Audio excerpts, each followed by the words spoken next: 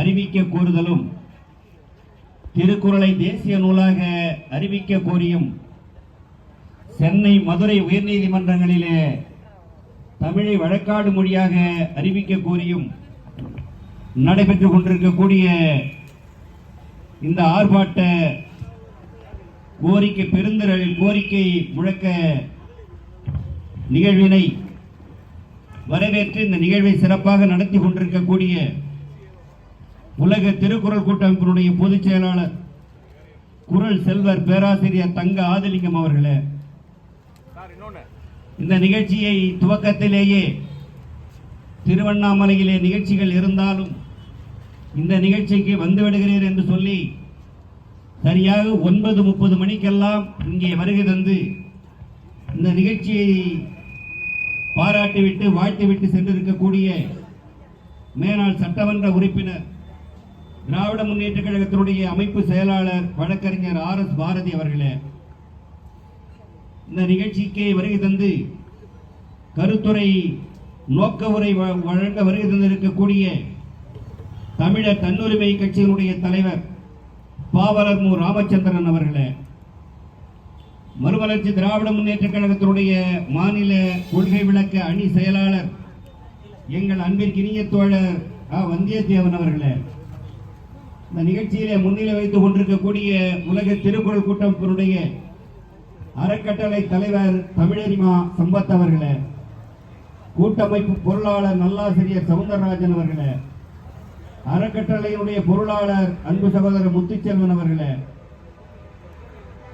தலைமை நிலைய செயலாளர் தமிழ்ச்செம்மல் நங்கவரம் வழக்கறிஞர் ப சம்பத்குமார் அவர்களே, இந்த நிகழ்ச்சியிலே சிறப்பு அழைப்பாளராக வருகை தந்து சிறப்பித்துக் கொண்டிருக்கக்கூடிய கலந்துரையாடல் குழுவினுடைய இயக்குனர் தமிழ் இயலன் அவர்களே, விடுதிகள் அமைப்பினுடைய இயக்குனர் ஐயா பிள்ளை அவர்களே, உலக திருக்குறள் கூட்டமைப்பினுடைய துணை தலைவர்கள் சீனி பழமலை அவர்களே, பழனிவேல் அவர்களே, ஆறு வெய்யாண்டவர் அவர்களே, துணை பொதுச் செயலாளர்கள் ஐயா கோ வெங்கடேசன் அவர்களே, கார்த்திகேயன் அவர்களே, ரமேஷ் அவர்களே,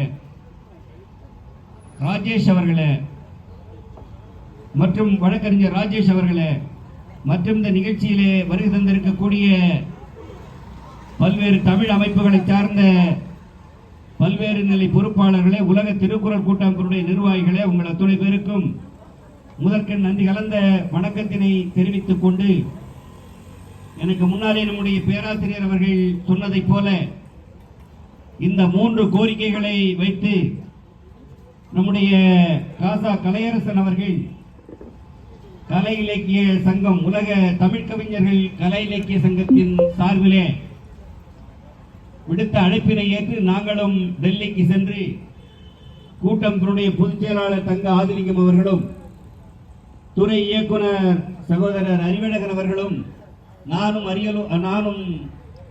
புதுடெல்லியிலே நடைபெற்ற அந்த உண்ணாநிலை போராட்டத்திலே கலந்து கொண்டு இந்த கோரிக்கையை வலியுறுத்தி அன்றைக்கு நாங்கள் பேசினோம். அதன் பிறகு இது முக்கியமான கோரிக்கைகள். தமிழகத்திலே இருக்கக்கூடிய அனைத்து அரசியல் கட்சிகளும் தேர்தல் இயக்கத்திலே மாநில கட்சிகள் பெரும்பாலும் அனைத்துமே தேர்தல் அறிக்கையிலே இந்த 3 கோரிக்கைகளையும் வைத்திருக்கிறார்கள். எனவே இந்த கோரிக்கை அவசியமான கோரிக்கை. இதை உலக திருக்குறள் கூட்டமைப்பின் மூலமாக முன்னெடுப்போம் என்று சொல்லி முதலிலே உலக திருக்குறள் கூட்டமைப்பினுடைய செயற்குழுவிலே முடிவெடுத்து கடந்த 12/12/2024 தேதியிலே தமிழகம் முழுவதும் அனைத்து மாவட்டங்களிலேயும் ஒரு கோரிக்கை முழக்க ஆர்ப்பாட்டத்தினை நடத்தினோம். அது மிக பெரும் எழுச்சியை எல்லா மாவட்டங்களிலேயும் சிறப்பாக நடத்தினார்கள். அடுத்ததாக சென்னையிலே இதை நடத்த வேண்டும், இங்கே இருக்கக்கூடிய தமிழ் அமைப்புகளையும் இணைத்து நாம் இந்த நிகழ்வை நடத்த வேண்டும் என்று ஒரு முடிவினை எடுத்து இன்றைக்கு இங்கே இந்த நிகழ்வினை நடத்தி கொண்டிருக்கிறோம். இதிலே முக்கியமாக அப்படி இந்த கோரிக்கைகளை அமைக்க வேண்டிய அவசியம் என்ன? எத்தனையோ இந்தியாவிலே எத்தனையோ மொழிகள் இருக்கிறது. ஏன் தமிழ்நாட்டில் இருக்கக்கூடிய இந்த தமிழுக்கு மட்டும் மத்தியிலே அங்கீகாரம் கேட்கிறார்கள், ஆட்சி மொழியாக அறிவிக்க கேட்கிறார்கள் என்று பலர் எண்ணக்கூடும். ஆனால் ஒன்றை நாம் புரிந்து கொள்ள வேண்டும்.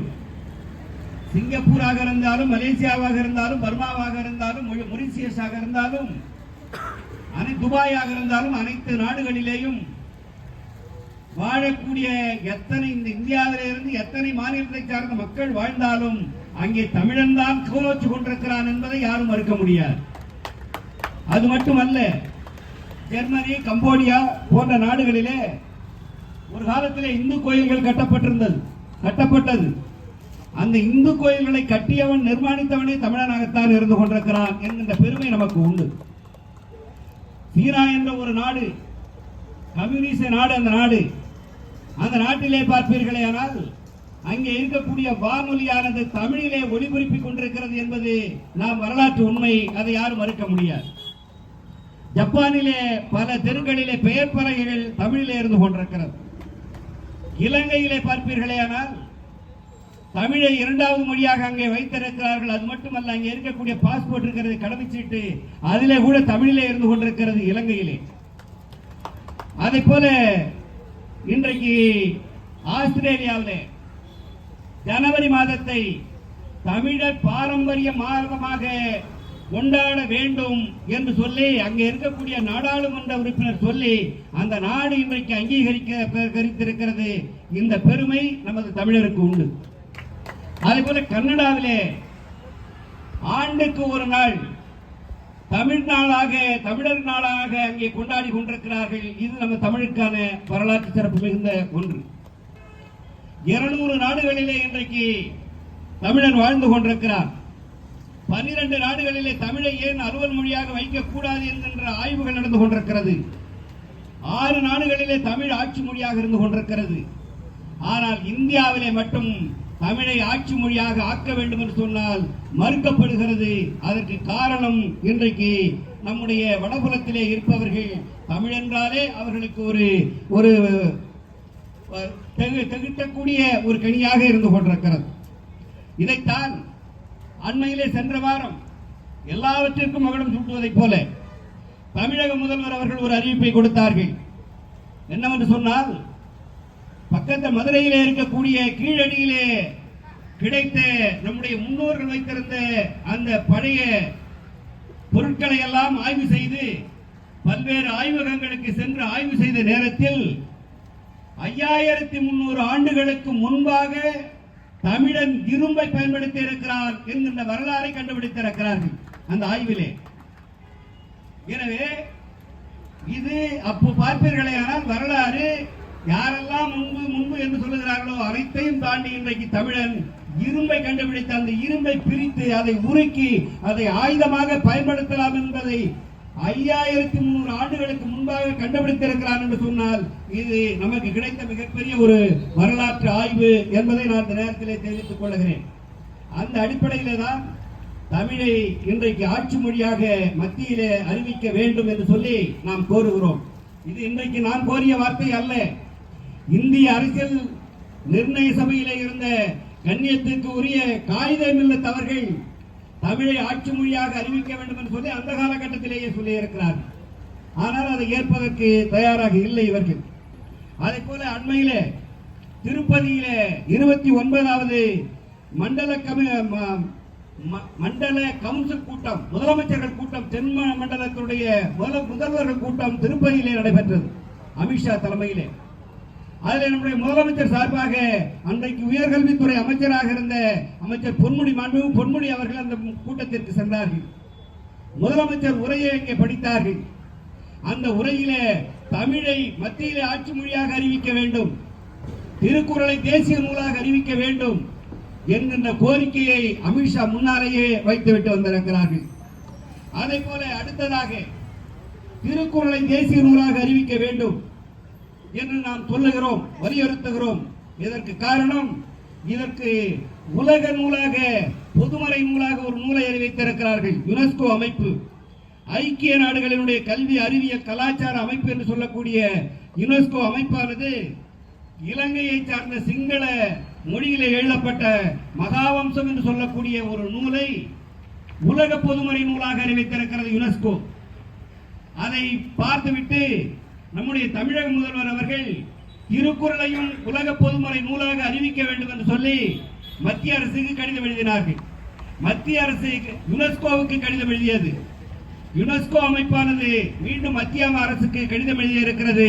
திருக்குறளுக்கு அருங்காட்சியகம் இருக்கிறதா? அப்படி அருங்காட்சியகம் அமைத்தால் நாங்கள் இதை பற்றி ஆய்வு செய்கிறோம் என்று அவர்கள் சொல்லி இருக்கிறார்கள். அந்த கடிதம் நம்முடைய தமிழக முதல்வருக்கு வந்து இன்றைக்கு தஞ்சையிலே இருக்கக்கூடிய தமிழ் பல்கலைக்கழகத்திலே திருக்குறளுக்கு அருங்காட்சியகம் அமைப்பதற்கான பணிகள் நடைபெற்றுக் கொண்டிருக்கிறது என்பதை இந்த நேரத்திலே நான் பெருமையோடு தெரிவித்து முதல்வருக்கு இந்த நேரத்திலே நன்றியினை தெரிவித்துக் கொள்ள கடமைப்பட்டிருக்கிறேன். எனவே அந்த அடிப்படையிலே இன்றைக்கு உலக பொதுமறை நூலான திருக்குறளை யுனெஸ்கோ அமைப்பே அங்கீகரிக்க முன்வருகின்ற போது இந்தியா ஏன் அதை அங்கீகரிக்க முன்வரக்கூடாது என்பதுதான் நம்முடைய கேள்வி. அதை கேட்டால் சட்ட சிக்கல் இருக்கிறது என்கின்ற ஒரு செய்தியை சொல்லுகிறார்கள். சென்ற ஆண்டு நம்முடைய மாநிலங்களவை உறுப்பினர் சிவா அவர்கள் நாடாளுமன்றத்திலே இதே கோரிக்கையை வலியுறுத்தி பேசியிருக்கிறார்.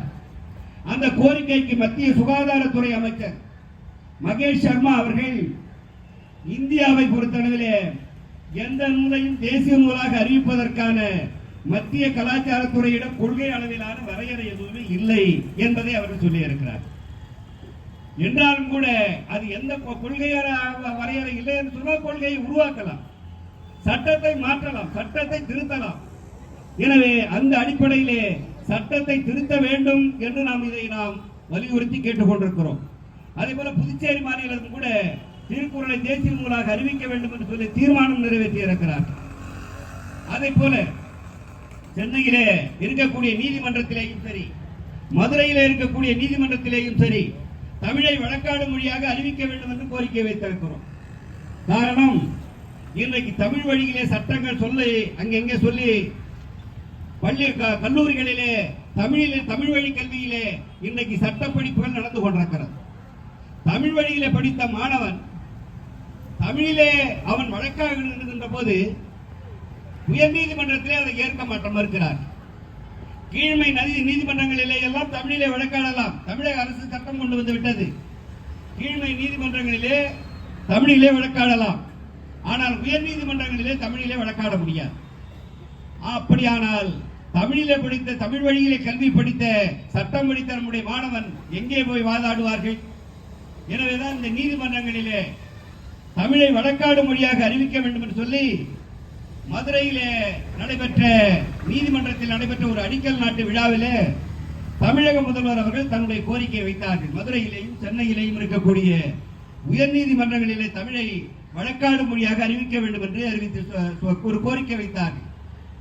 அந்த விழாவிலே சுப்ரீம் கோர்ட்டினுடைய உயர் நீதிமன்ற நீதிபதியாக இருந்த சந்திரசூட் அவர்கள் சட்டங்களிலே சில திருத்தங்கள் செய்ய வேண்டியிருக்கிறது, அது செய்துவிட்டால் மாற்றிக்கொள்ளலாம் என்று சந்திரசூட் அவர்கள் நம்முடைய முதல்வர் முன்பாகவே சொன்னார். நாம் வைக்கக்கூடிய கோரிக்கைகளை எல்லாம் சட்டத்தை திருத்தங்கள் என்பதுதான். திருக்குறளை தேசிய நூலாக அறிவிக்க வேண்டும் என்று சொன்னாலும் சரி, அல்லது தமிழை வழக்காடு மொழியாக அறிவிக்க வேண்டும் என்று சொன்னாலும் இதற்கு சட்டம்தான் தடையாக இருக்கிறது என்று சொன்னால் அந்த சட்டத்தை திருத்தி எழுதுவதிலே தவறு இல்லை. 1925 இருந்து அந்த பெரியார் அவர்கள் போராடியதன் காரணமாக இந்திய அரசியல் சட்டம் முதலாக திருத்தப்பட்டது தமிழ்நாட்டில் எழுந்த போராட்டத்தின் மூலமாகத்தான் என்பதை அரசு புரிந்து கொள்ள வேண்டும். அண்மையிலே 2-3 ஆண்டுகளுக்கு முன்பாக இதே சென்னையிலே மெரினா கடற்கரையிலே ஜல்லிக்கட்டு போராட்டத்திற்காக தமிழருடைய பாரம்பரிய விளையாட்டு போட்டிக்காக ஒரு சட்டத்தையே மாற்றி அமைத்த வரலாறு தமிழ்நாடு களத்திலே தான் உண்டு. மாணவர்கள் இளைஞர்கள் எழுந்து போராடிய காரணத்தினால் ஒரே வாரத்திலேயே அந்த போராட்டம் வெற்றி பெற்றது, சட்டம் திருத்தி அமைக்கப்பட்டது. அதை போலத்தான் திருக்குறளுக்கும் சட்டத்தை திருத்தங்கள். ஏன் என்று சொன்னால் அண்ணல் அம்பேத்கர் அவர்களே அந்த காலகட்டத்தில் எழுதுகின்ற போது சொன்னார்கள், இந்த சட்டம் மக்களுக்கு பயன்படவில்லை என்று சொன்னால் இதை மாற்றி அமைப்பதில் தவறு இல்லை, மாற்றி எழுதலாம் என்பதை அம்பேத்கரை சொல்லி இருக்கிறார். எனவே நமக்கு தேவையான சட்டம் மாற்றம் ஒன்றுதான் மாறாதது என்று கார்ல் மார்க்ஸ் சொன்னதை போல சட்டம் என்பது மனிதனுக்கு பயன்பட வேண்டும். பயன்படவில்லை என்று சொன்னால் அந்த சட்டத்தை அப்படியே வைத்திருந்தால் மனிதன் எழுச்சி பெற முடியாது. எனவே சட்டத்தை மாற்றி அமைத்து தமிழை மத்திய அரசுடைய அலுவல் மொழியாக கொண்டு வர வேண்டும், ஆட்சி மொழியாக கொண்டு வர வேண்டும். அதை போல திருக்குறளை தேசிய நூலாக அறிவிக்க வேண்டும். அதே போல சென்னை, மதுரை உயர் நீதிமன்றங்களிலே தமிழை ஆட்சி மொழியாக அறிவிக்க வேண்டும். இதற்கு சட்ட திருத்தத்தை கொண்டு வர வேண்டும் என்பதை இந்த நேரத்திலே வலியுறுத்தி இந்த கோரிக்கையை நடத்தக்கூடிய இந்த மாபெரும் ஆர்ப்பாட்டத்திற்கு வருகை தந்திருக்கக்கூடிய அத்துணை தமிழ் அமைப்புகளுக்கும் உலக திருக்குறள் கூட்டமைப்பிற்கும் இந்த நேரத்திலே நன்றியையும் பாராட்டுதலையும் தெரிவித்து விடைபெறுகிறேன். நன்றி, வணக்கம். தலைவர் அவர்களுக்கு நன்றி. அடுத்ததாக